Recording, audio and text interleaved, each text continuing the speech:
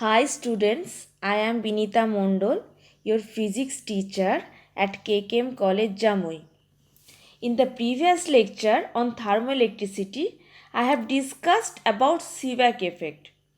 I have told you that if an electric circuit is made by connecting two dissimilar metals and the junctions of two metals are kept at different temperatures, then current flows in the circuit, which is called Seebeck effect. Now, in this lecture, I will discuss the reverse effect of Seebeck effect. I have already told you that in the thermoelectricity, there are three effects. One is Seebeck effect, another Peltier effect, another is Thomson effect. So in the previous lecture, I have talked about Seebeck effect. Now I will discuss the Peltier effect.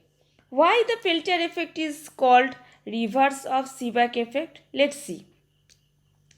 If an electric circuit is made by connecting two dissimilar metals and an electric current is sent through the circuit with the help of some external source of energy like battery, then what will happen? Then heat is absorbed at one junction and heat is liberated at the other junction. Therefore, a temperature difference will be created between the two junctions. This phenomenon is called Peltier effect. Okay. Thus, in the Seebeck effect, a temperature difference in the circuit produces an electric current, and in the Peltier effect, an electric current produces a temperature difference between the two junctions. For this reason, Peltier effect is called the reverse of Seebeck effect. Okay.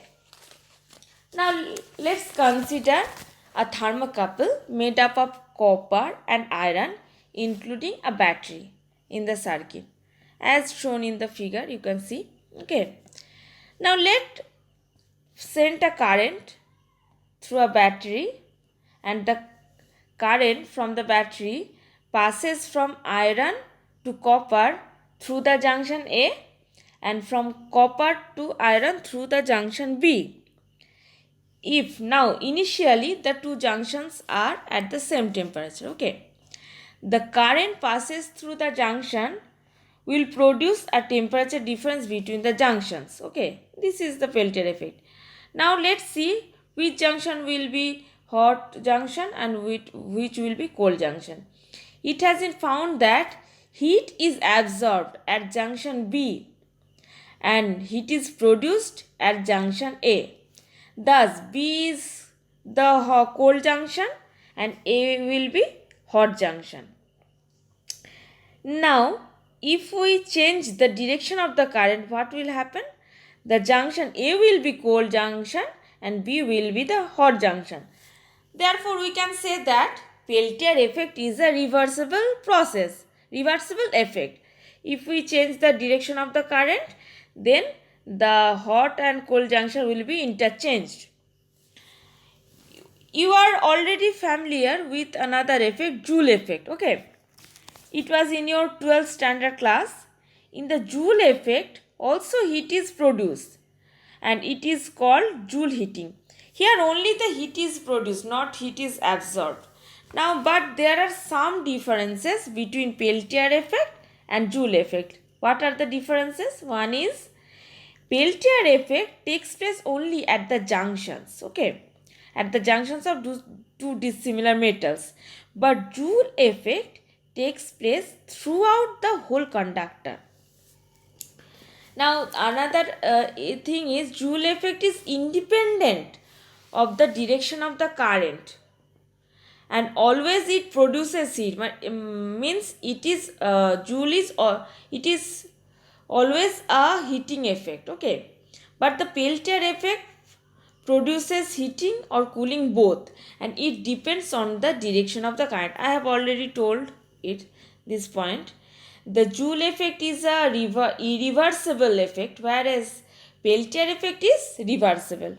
I have already discussed this point. And the heat produced in the Joule effect is proportional to the square of the current. J H equal to I square RT. Okay. While the heat generated or absorbed in the Peltier effect is proportional to the current only. Okay.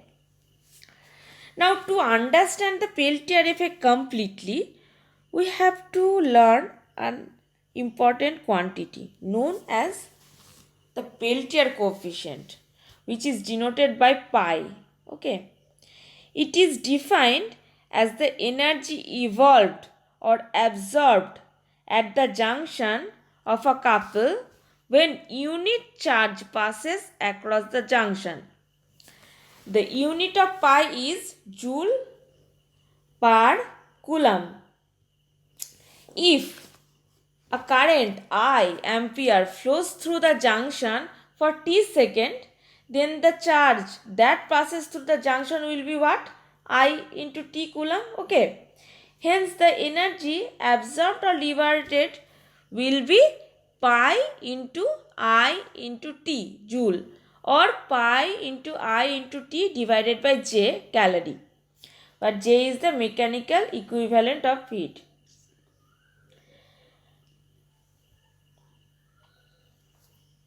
The Peltier effect, the Peltier coefficient is not a constant, but it depends on the temperature of the junctions. Okay, so this is the Peltier effect. So I have told you the definition of Peltier effect, and also told that why it is called reverse of Seebeck effect, and I have mention that at which junction will be cold junction, which one will be hot junction, and another thing I have discussed that what is the difference between Joule effect and Peltier effect. Okay, and lastly I have talked about the Peltier coefficient. So I have completed the Peltier effect. Okay, thank you students, and go through this Peltier effect and let me know if there are any queries. Okay, thanks.